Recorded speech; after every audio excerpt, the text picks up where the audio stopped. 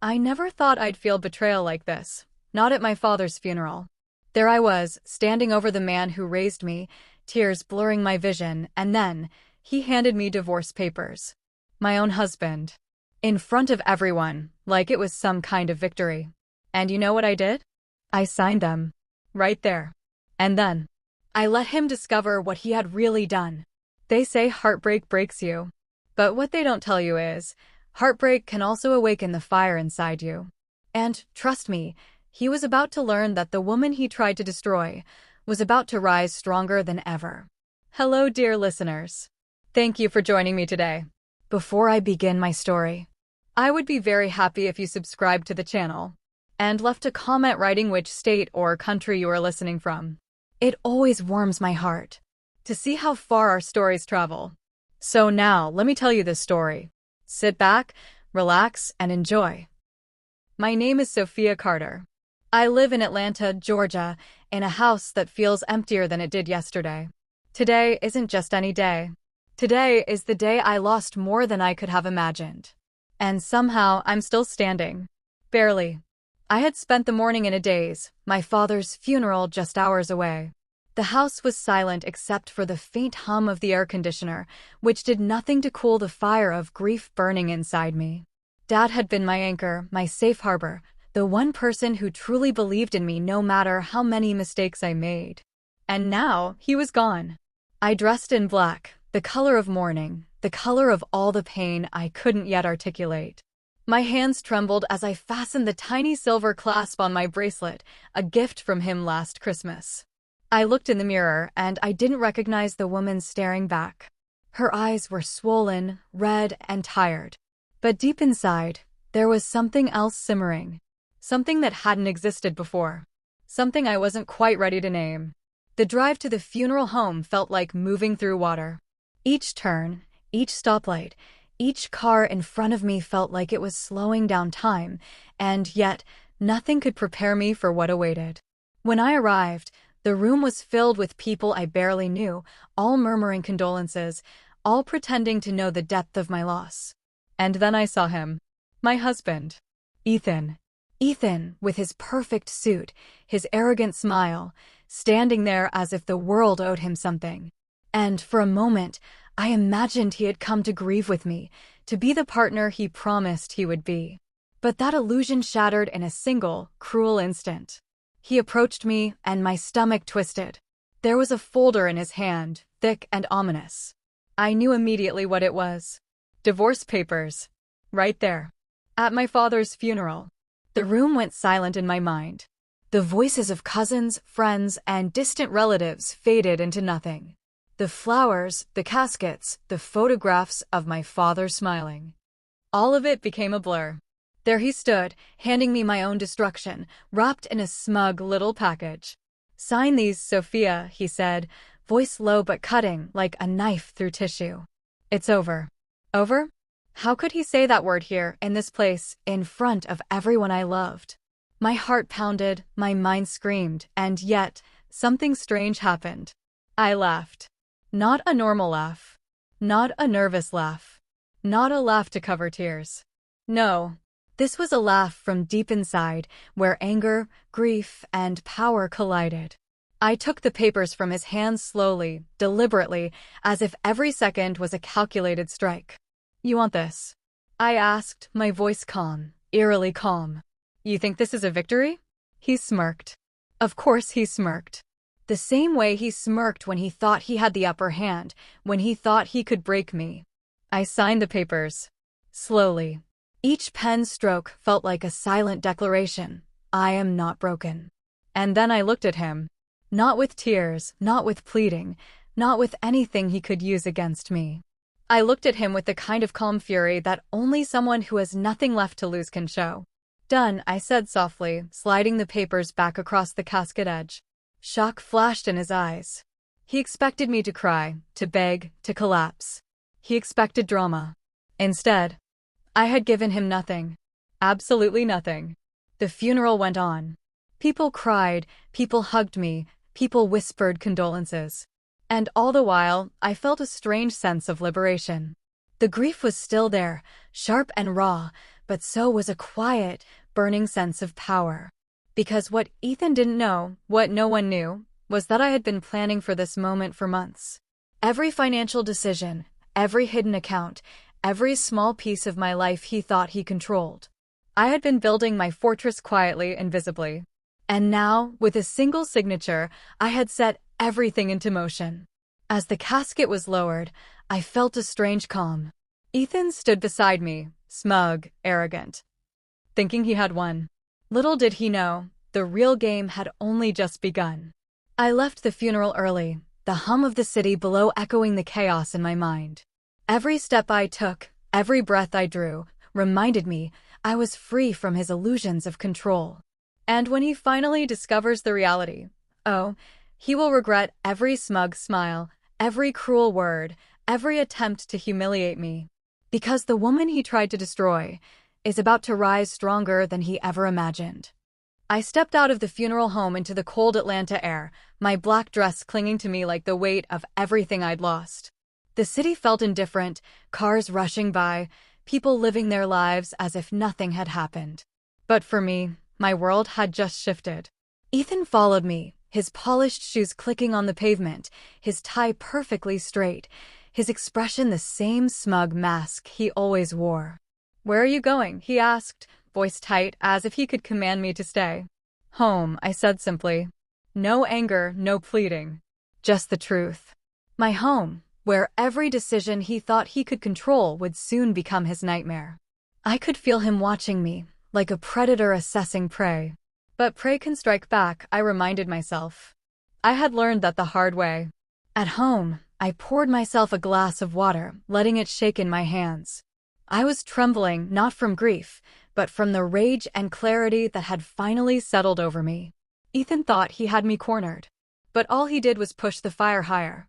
I remembered all the little things, the secret bank accounts I had started months ago, the investments he had laughed at, the contacts I had quietly built in industries he thought were beyond me. Every step he had taken thinking he was winning, I had already anticipated. I sat down at the kitchen table, staring at the papers I had signed. To anyone else, these were just divorce documents. To Ethan, these were the beginning of his downfall. He had underestimated me.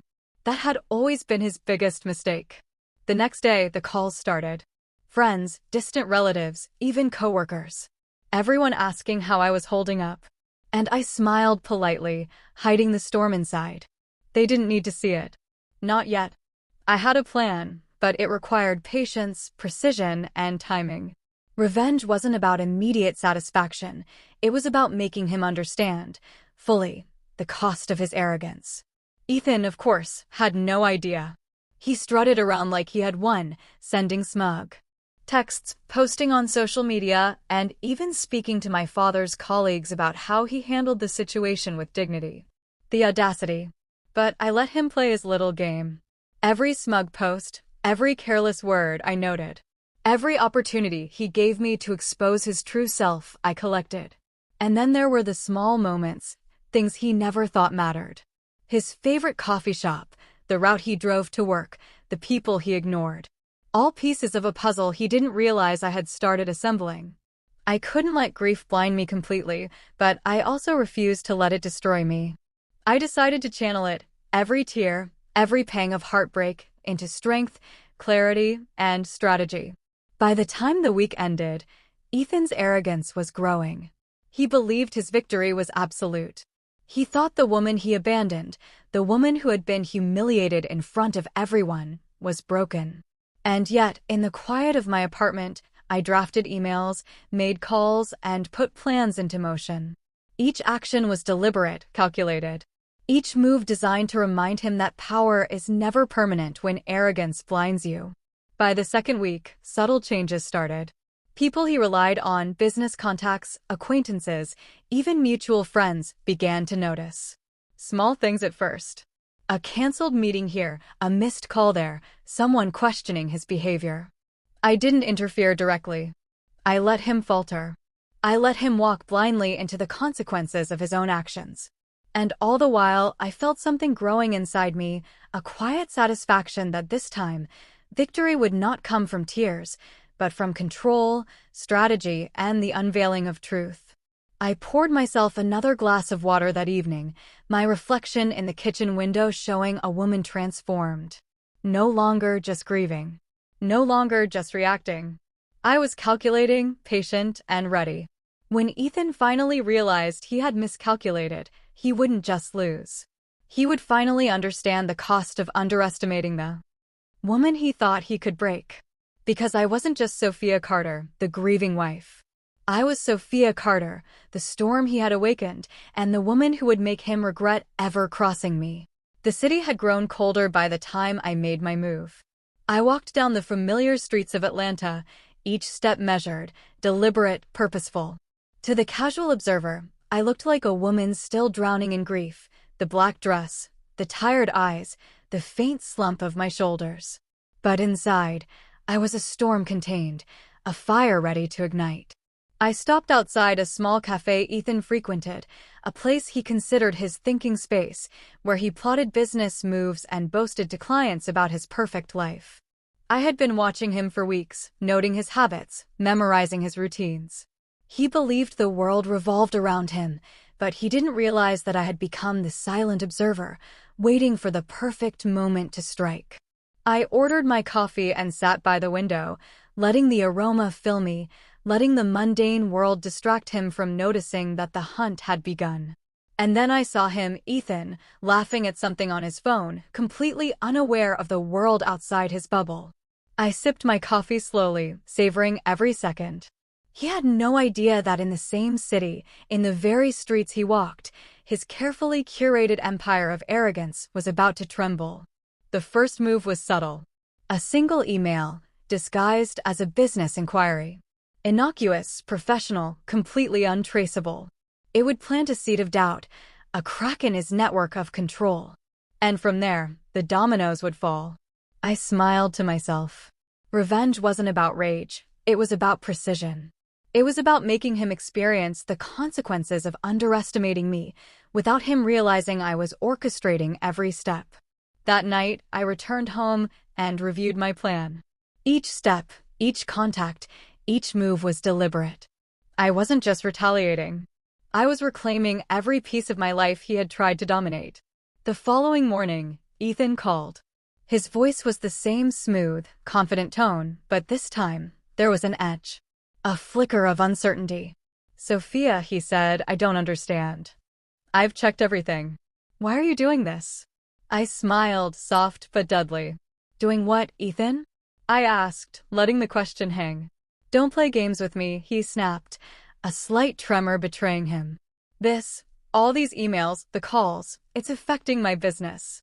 People are questioning me." I didn't answer immediately. I let the silence stretch. It was better this way. Better for him to feel the creeping anxiety that came from losing control. "You'll find out soon enough," I said finally. "Every action has consequences. You thought you were untouchable. You thought I was broken. But I'm not. And soon, you'll see that your victory was nothing but an illusion." He didn't respond. I knew that voice, that calm anger, unsettled him more than any shouting ever could. Days turned into a week. Small tremors started appearing in his perfectly orchestrated life. Missed appointments, confused colleagues, subtle mistakes in his business. I didn't intervene directly. I merely set the stage and watched as his empire wobbled under the weight of his own arrogance. And then came the first truly shocking moment.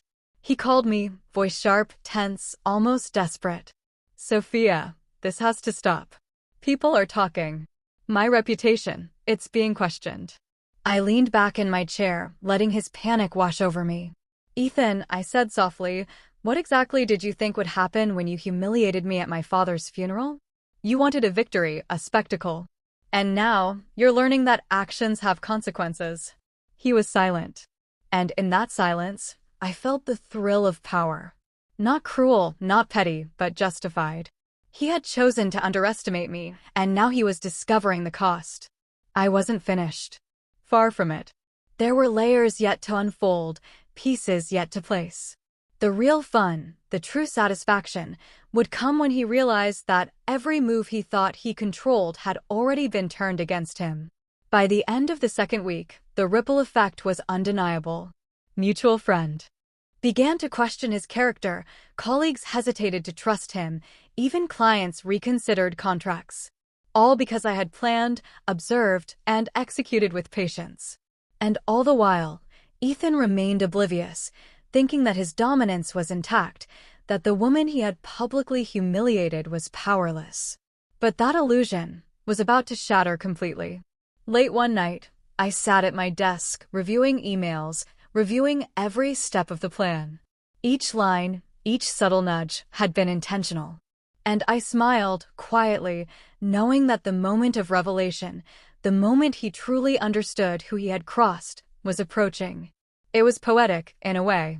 He had chosen the setting for his victory, my father's funeral. He had believed he was clever, cruel, untouchable. But in that very act, he had planted the seed of his own undoing. And when that moment came, when the reality of his miscalculation finally hit him, he would understand fully. He had not won. He had never even begun to win. Because I wasn't just a grieving wife. I was Sophia Carter, the woman he thought he could break, now rising stronger than ever, orchestrating a comeback he would never see coming. The weekend had arrived, and with it, the perfect opportunity. Ethan had planned a so-called family gathering, a casual dinner, nothing extravagant, just a chance to show off his social dominance, to remind everyone he was the man in control.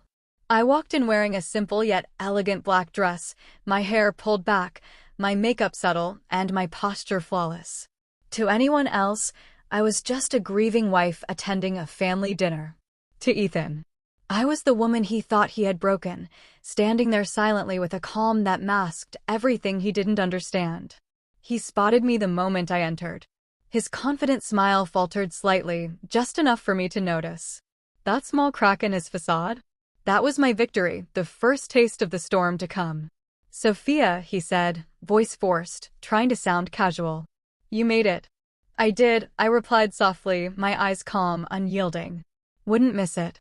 Dinner began, polite chatter filling the air, but I could see him growing uneasy. Every glance I gave him, every calm word I spoke, seemed to prick at something deep inside him, the creeping awareness that he wasn't in control anymore. And then I made my move. A mutual friend, someone Ethan trusted completely, had asked about the funeral incident. I didn't answer immediately. I let the tension build. The room seemed to shrink around us, the air thick with anticipation. Finally, I spoke, my voice quiet, but sharp enough to catch everyone's attention. "You know, it's funny. People always talk about victory, about who wins and who loses.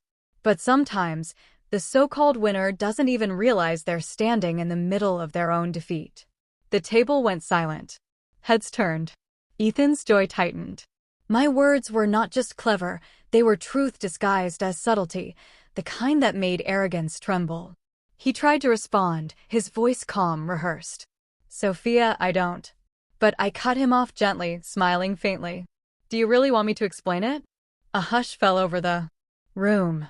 Everyone sensed the tension, the underlying storm they didn't yet understand. "You humiliated me at my father's funeral," I continued, each word deliberate, each pause loaded with weight. "You thought you were clever, that I'd be broken, that I'd cry, beg, and plead. But I didn't." And now I paused, letting my gaze lock with his. "Now, you're about to find out just how wrong you were." Ethan's face paled slightly. A flicker of fear, quickly hidden, passed across his features.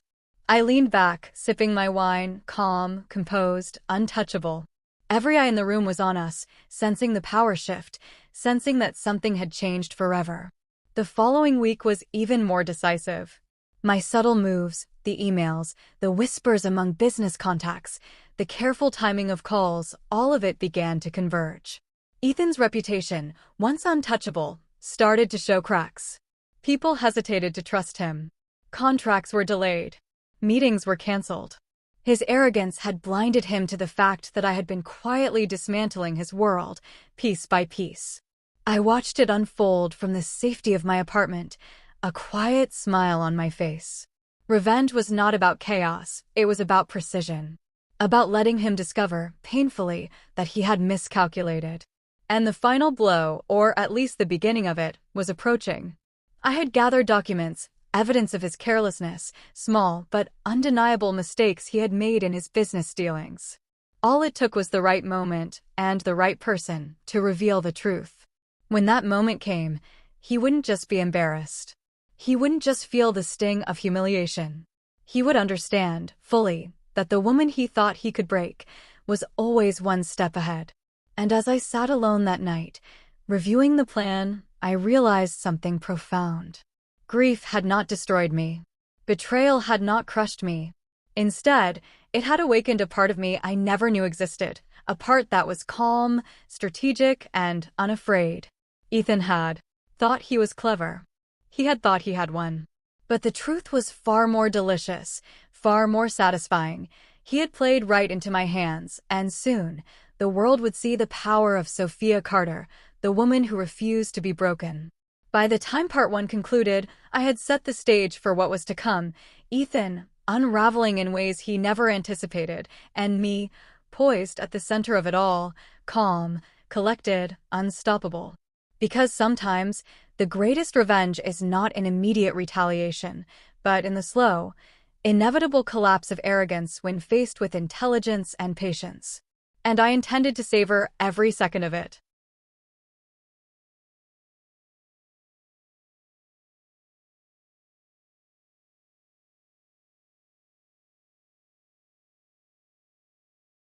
The week following the family dinner was a quiet storm. To anyone looking from the outside, life had returned to normal. I woke up, went about my days, and Ethan carried on with his meticulously planned schedule.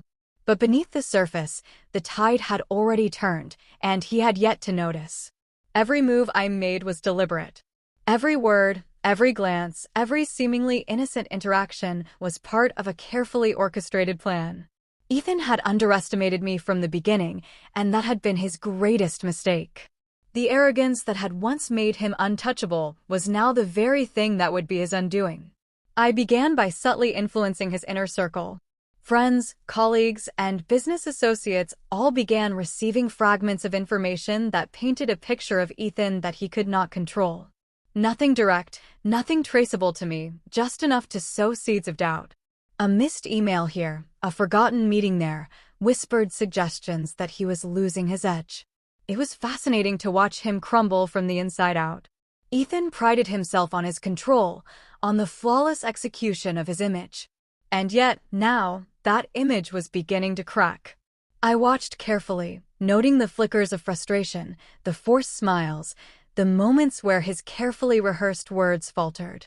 One evening, I attended a charity gala, an event Ethan had planned to use as a platform for self-promotion. He expected me to be absent, perhaps curled up at home in grief. Instead, I arrived, flawless, composed, and radiating quiet confidence. He noticed immediately. That subtle falter in his expression, the flash of uncertainty, that was the moment I had been waiting for. I didn't rush, I didn't need to. Power is most effective when it is understated, when it creeps up slowly until it is undeniable. Throughout the evening, I let my presence speak louder than words. I engaged with his colleagues, casually mentioning minor discrepancies I had noticed in his recent business dealings. My tone was soft, polite, almost conversational, but the effect was devastating. Conversations paused. Questions were whispered. Eyebrows were raised. Ethan tried to intervene, of course. He smiled, attempted casual charm, reassured people, but the damage had been done. The seed of doubt had been planted, and it was already beginning to grow. That night, as I returned to my apartment, I allowed myself a small smile. Revenge was not about loud theatrics. It was about control, strategy, and patience. And I had both in abundance. Over the following days, the effects became more pronounced. Contracts were delayed, key meetings were questioned, and subtle shifts in loyalty began to appear among those who had once been his staunchest supporters. Ethan remained oblivious, convinced he still commanded the room, still held the power. But the cracks were widening, and I had every intention of widening them further. I began reaching out to influential figures within his network, sharing carefully curated information that exposed his arrogance and misjudgments. I was never overt. The revelations were subtle enough to seem accidental, natural, even organic. And yet, the effect was undeniable. Ethan's confidence, once unshakable, began to falter. He would arrive at meetings expecting admiration and instead encounter skepticism. He would present ideas with certainty and be met with hesitation. The man who had once walked through life with an aura of invincibility was now second-guessing every step, every word, every decision. It was exquisite. And then came the personal strikes. I began reclaiming the aspects of my life he had tried to dominate, friends who had distanced themselves, social circles he had tried to control, even aspects of our shared home and property. He had assumed my grief would leave me passive, compliant, easily overlooked. He could not have been more wrong. One evening, I hosted a small gathering of mutual friends, people who had once been swayed by Ethan's charm. I shared stories, innocent anecdotes, subtle hints that highlighted his arrogance, his carelessness, his underestimation of those around him. I did not accuse. I did not confront. I simply allowed the truth to speak through implication, through observation. By the end of the evening, the effect was clear. Whispers circulated. Doubts took root. And Ethan, who had believed himself untouchable, began to realize the precariousness of his position. The next morning, a series of unexpected calls reached him, colleagues questioning his decisions, clients reconsidering contracts, friends expressing concern over his behavior. Each interaction was a reminder that the world he thought he controlled was slipping through his fingers. And all the while, I remained calm, composed, untouchable. Every move I made was calculated, every interaction deliberate. I was no longer the grieving wife he had sought to humiliate. I was the strategist, the force he had awakened, and the storm he would face fully. By the end of the week, Ethan's unraveling was undeniable. His arrogance had been his greatest strength, and now it was his greatest weakness. The man who had humiliated me publicly, who had believed he could break me, was now confronting the reality that he had underestimated me completely. And as I sat alone that night, reviewing the week's events, I realized something profound. Betrayal had not destroyed me. Humiliation had not crushed me. Instead, it had awakened a part of me I had never known, a part that was patient, strategic, unafraid, and unstoppable. Ethan had thought he was clever. He had thought he had won. But the truth, the delicious, satisfying truth, was that he had walked straight into my plan. And soon, the world would see the full power of Sophia Carter, the woman who refused to be broken, the woman who had turned heartbreak into strength, strategy, and triumph. Name is Sophia Carter, and for the first time since my father's funeral, I felt a strange kind of clarity. The grief, sharp and biting, was still there, but it no longer crippled me. Instead, it had become a weapon, a quiet fire burning beneath the surface, controlled, deliberate, and unstoppable. Ethan had believed that he had won the battle at my father's funeral. He had walked out that day with a smug smile, certain that his humiliation of me had broken not just my heart but my spirit. What he didn't know, what no one had ever realized, was that every moment of grief, every tear I shed, had been transforming me into someone stronger, sharper, and far more dangerous than he could ever imagine. For weeks, I had watched him, studied him, learned the patterns of his arrogance. His movements, his routines, the people he relied on, all of it had been mapped in my mind. I had patiently waited for the perfect opportunity to strike, understanding that revenge was not a matter of emotion, but of timing, precision, and execution. The first step was subtle. I didn't need fireworks. I needed cracks, fissures that would grow unnoticed until they became impossible to ignore. I began with his business, small miscommunications, delayed emails, misfiled reports, all innocent enough to appear accidental, but enough to create unease among his associates. Ethan, of course, remained oblivious. He assumed that I was broken, that I was still consumed by grief, that I lacked the strength to fight back. How wrong he was. Every act, every email, Every casual interaction I initiated was a calculated piece of the puzzle.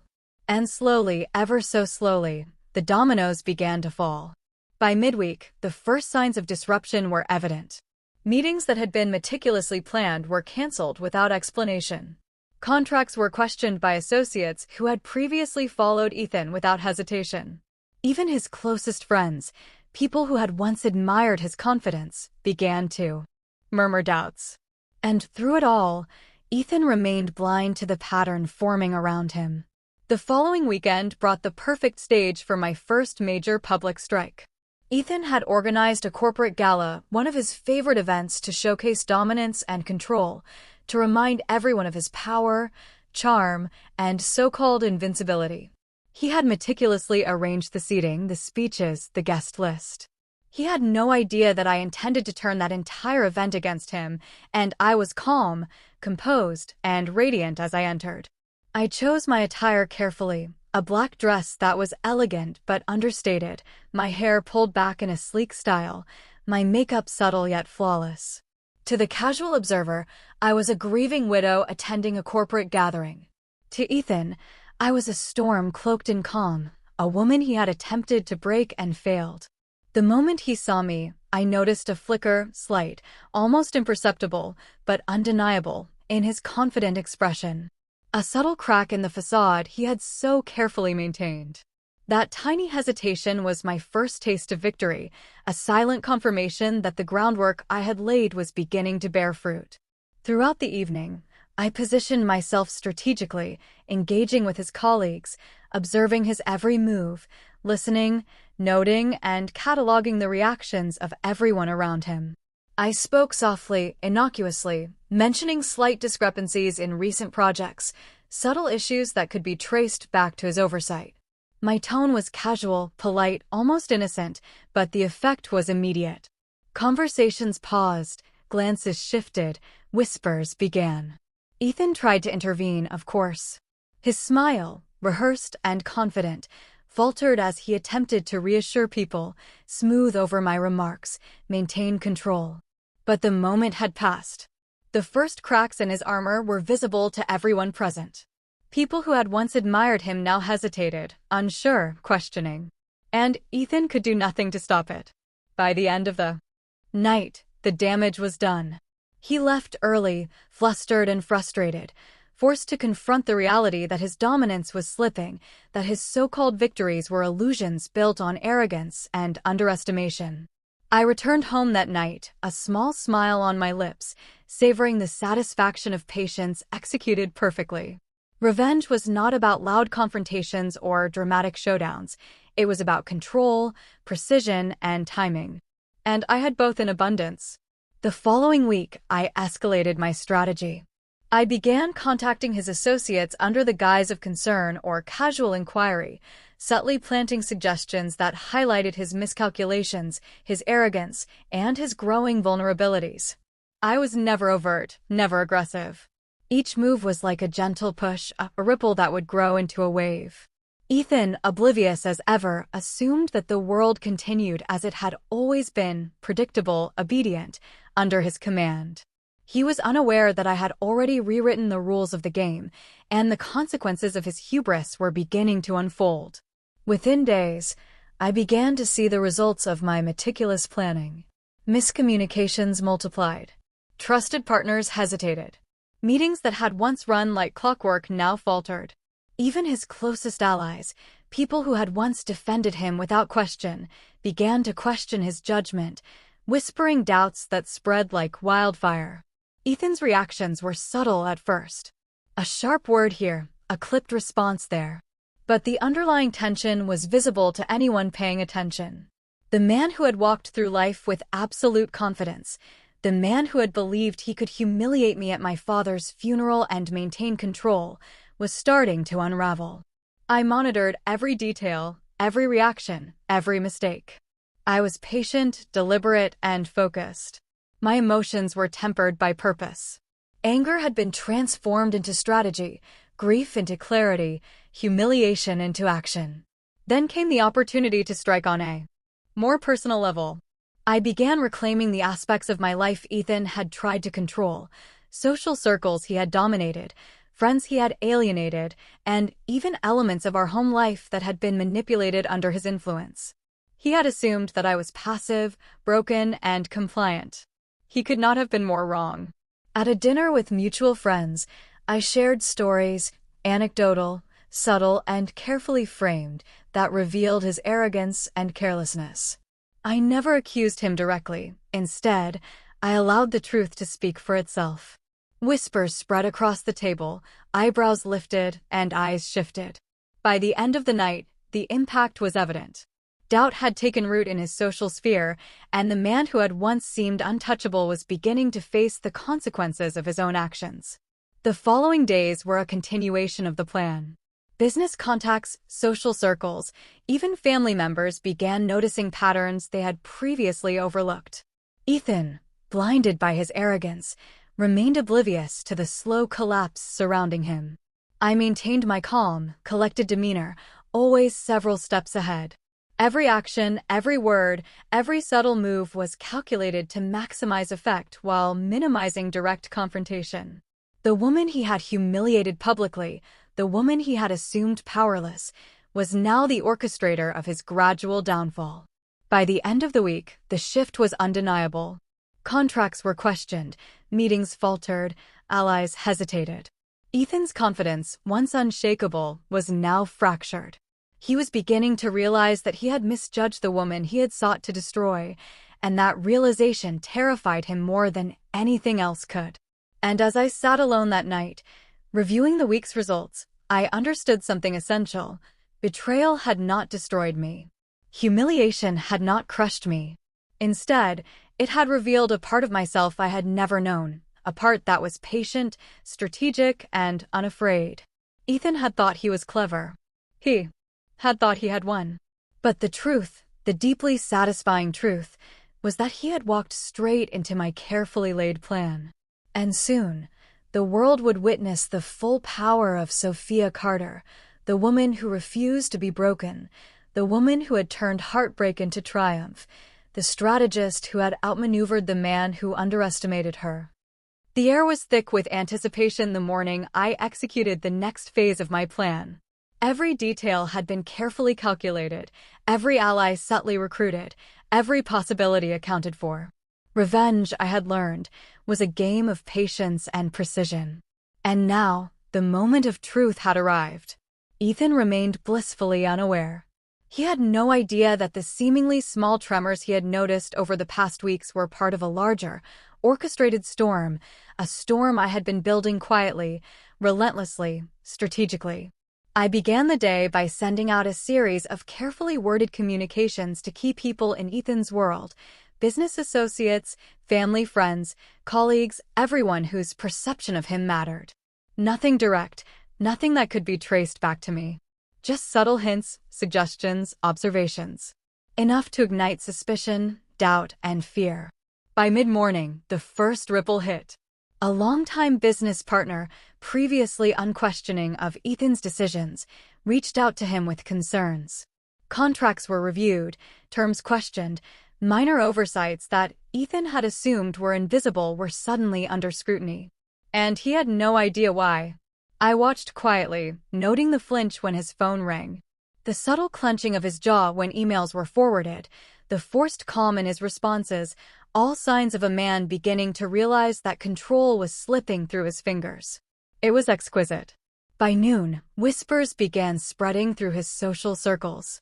Friends who had once laughed at my perceived weakness now began to question his reliability.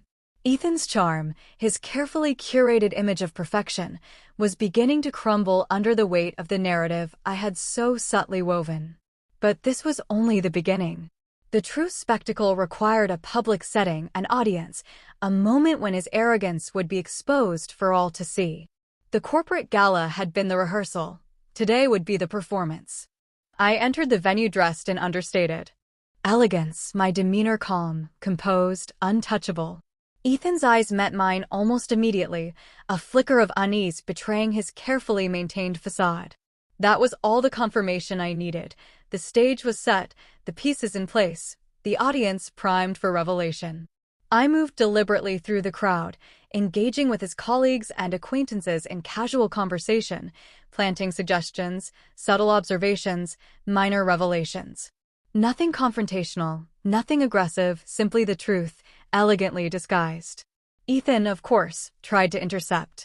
He approached me, attempting casual charm, a smile plastered across his face, attempting to smooth over my influence. But it was too late. The room had already shifted. Whispers spread like wildfire, questions were raised, doubts seeded. For the first time in years, Ethan was reacting instead of directing, answering questions instead of asking them, forced into defense rather than control. I let him flounder. I let the room notice the subtle cracks. Every hesitant glance, every faltering word, every forced smile, all amplified by the calm confidence radiating from me. I had learned long ago that true power lies not in overt confrontation, but in quiet, undeniable authority. By evening, the impact was undeniable. Ethan's reputation, once untouchable, was visibly fractured. Contracts were questioned, partnerships reconsidered, trust eroded. Every mistake he had assumed invisible had been illuminated under the subtle light I had carefully arranged. And then came the personal blows. I began reclaiming elements of my life he had attempted to dominate. Friends who had been silenced or alienated, social circles he had tried to control, aspects of our home he had assumed were his domain, all were now being restored to me, carefully, deliberately. And with each reclamation, I grew stronger, more confident, more untouchable. One evening, I invited a few mutual friends over under the guise of casual dinner. Stories flowed naturally, but each anecdote subtly highlighted Ethan's arrogance, his carelessness, his underestimation. The days following my last calculated moves were quiet on the surface, but beneath it, a storm was gathering. Ethan was unraveling, piece by piece, and yet he did not understand the scale of what was happening. He had believed himself untouchable, arrogant in his certainty that he could humiliate me and walk away unscathed. He had assumed I was weak, powerless, and easily defeated. But every tear, every pang of grief, every moment he thought he had broken me had forged a weapon within me, one that was now fully ready.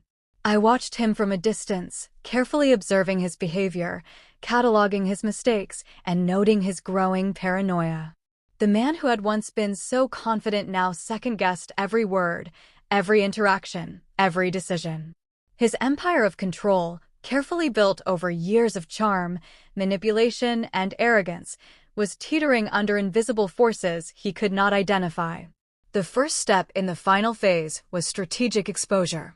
I had gathered concrete evidence of his failures, mismanagement, and arrogance. Documents, messages, financial discrepancies, everything carefully compiled and ready to be revealed at the perfect moment. Timing was everything. The shock had to be maximum, the humiliation complete, and the world had to witness it all. The setting was Ethan's own social circle, the people who had once admired him without question. A charity gala had been scheduled, one he had designed as a showcase of his power and influence. He expected applause, admiration, and flawless execution. He expected me to be absent or subdued, grieving quietly. Instead, I entered with poise, confidence, and a presence that immediately disrupted the air around him. He noticed me instantly, the flicker of panic, the forced smile, the subtle tremor in his composure. That small crack in his carefully constructed facade was the first taste of the storm to come. And I savored it. Every step, every movement, every glance I shared with him was measured, calculated, and loaded with intent. I engaged with key associates, business partners, and mutual acquaintances, speaking softly, subtly referencing documents and evidence that highlighted his failures. My words were calm, polite, and conversational, yet they carried undeniable weight. The room shifted almost imperceptibly at first, then gradually whispers, glances, and questioning murmurs began to ripple through the crowd. Ethan attempted to intervene, to smooth over the situation, to regain control. But the damage had already begun. The cracks in his reputation were now visible to everyone. People who had once trusted him blindly now hesitated. Questions were asked, doubts whispered, and the man who had believed himself untouchable found himself facing scrutiny he could not control. I continued to build momentum, orchestrating subtle revelations that left him flustered and disoriented. Colleagues who had once been his allies now approached me privately, asking questions, seeking guidance, unconsciously recognizing the cracks in his authority. Friends who had once defended him began to distance themselves, unsure where loyalty truly lay. The psychological impact on Ethan was immediate and profound. He became irritable, defensive, and increasingly paranoid. Every interaction was strained, every word second-guessed. The arrogance that had once been his shield was now his prison, isolating him from the very network he had built.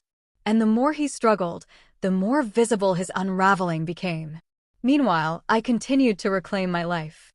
Every social circle, every friendship, every aspect of my personal and professional sphere that he had sought to dominate was now subtly restored under my control.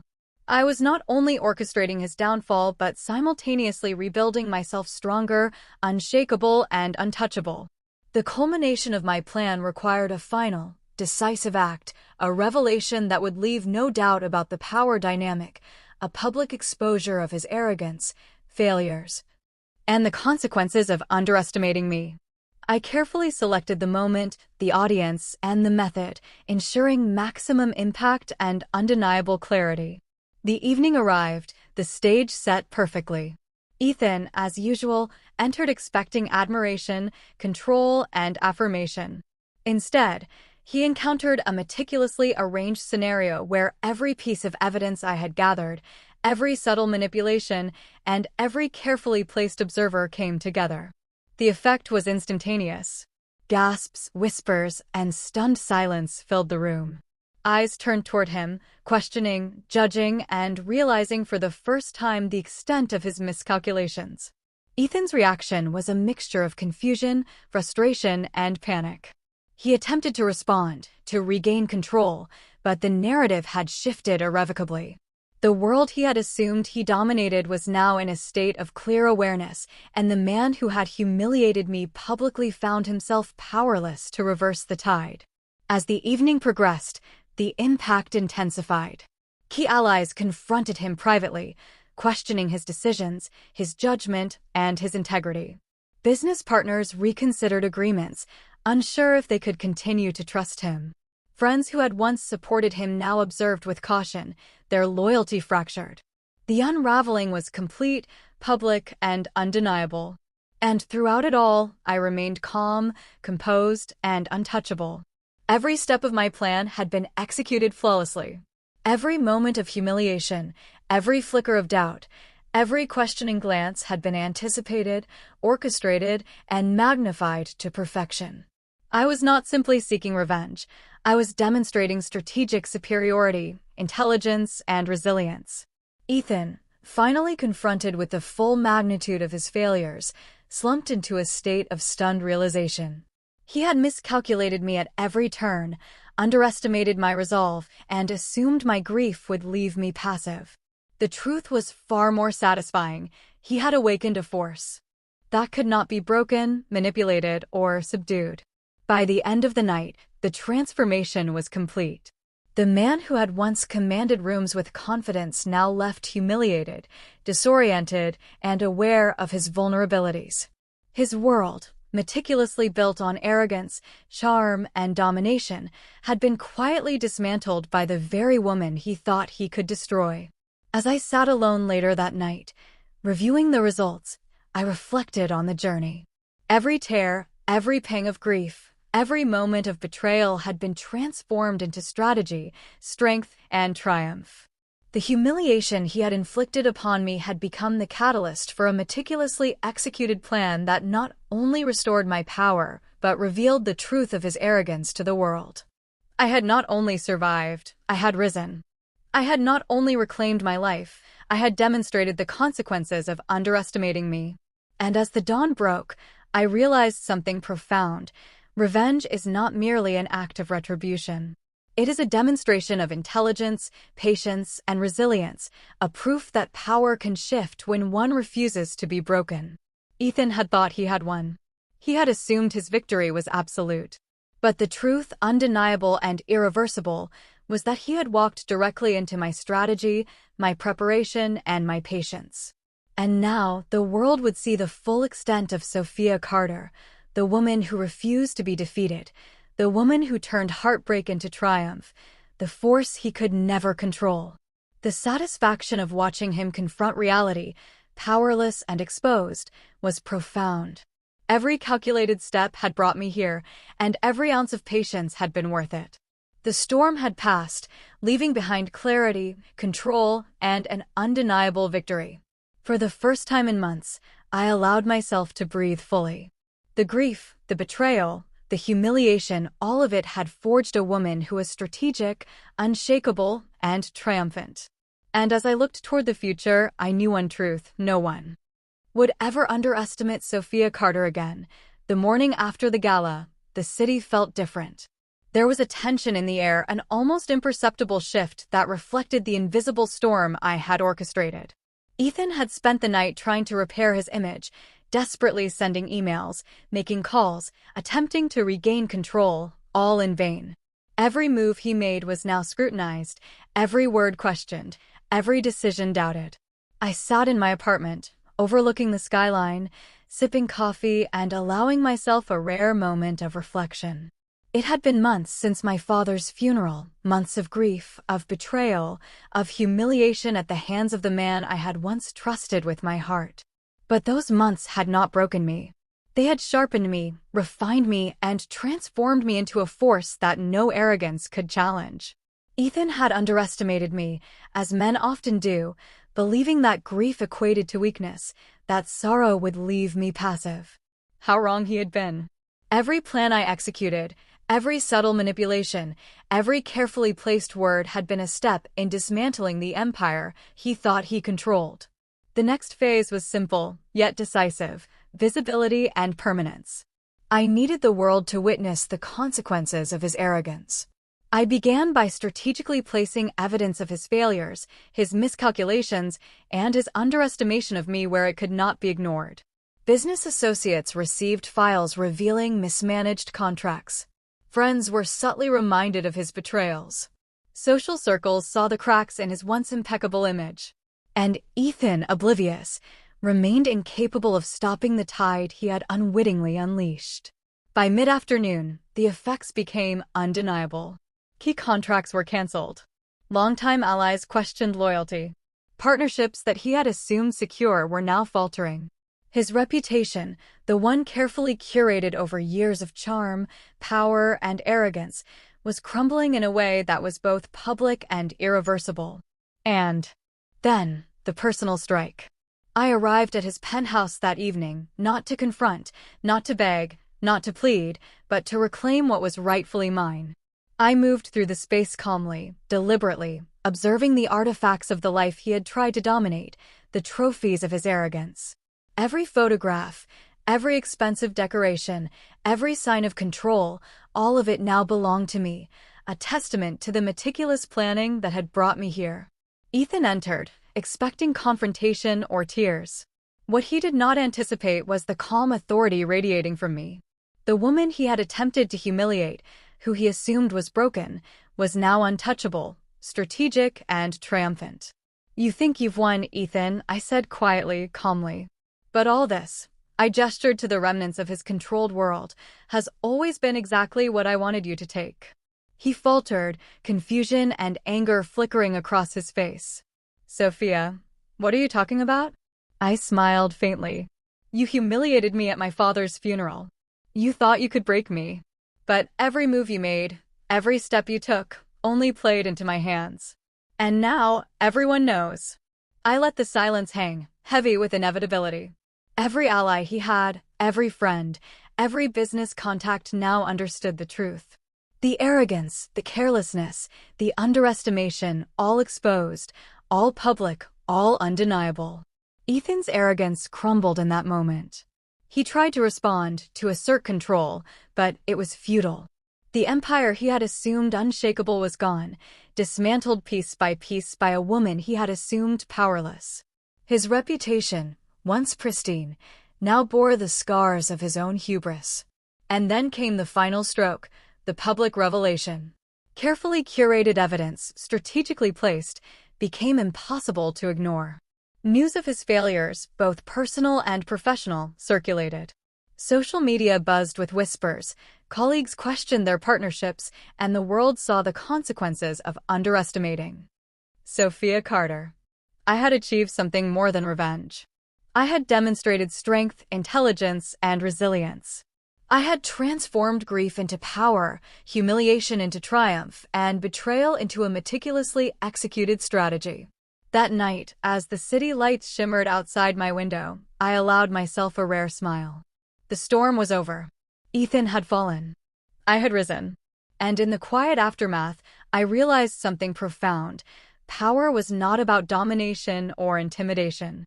True power lay in patience, strategy, and the refusal to be broken. I poured myself a glass of wine and raised it quietly to the woman I had become, calm, composed, untouchable, and victorious. Every obstacle, every insult, every moment of pain had shaped me into someone unstoppable. And now, the world would never underestimate Sophia Carter again. As I sat in the soft glow of my apartment, reflecting on the journey, I knew there was one final message I wanted to leave, not just for Ethan, but for everyone watching, everyone listening, and everyone who had followed my story. Strength, I whispered to myself, is not about never falling. It's about rising every time someone tries to break you. And triumph. Triumph is about claiming what is rightfully yours, with patience, strategy, and unshakable resolve. And with that, I realized something. My story was far from over. The world had witnessed the fall of a man who underestimated me. They had seen the rise of a woman who refused to be broken. And now, they would want to see what I did next. To those of you watching, reading, or listening, if you want to witness the journey of resilience, strategy, and triumph, make sure to subscribe. The story isn't over yet, and the best is always yet to come. Because Sophia Carter had claimed victory, and anyone daring enough to follow her journey would never forget the lessons of power, patience, and indomitable strength. And in that moment, I knew the world would never be the same again.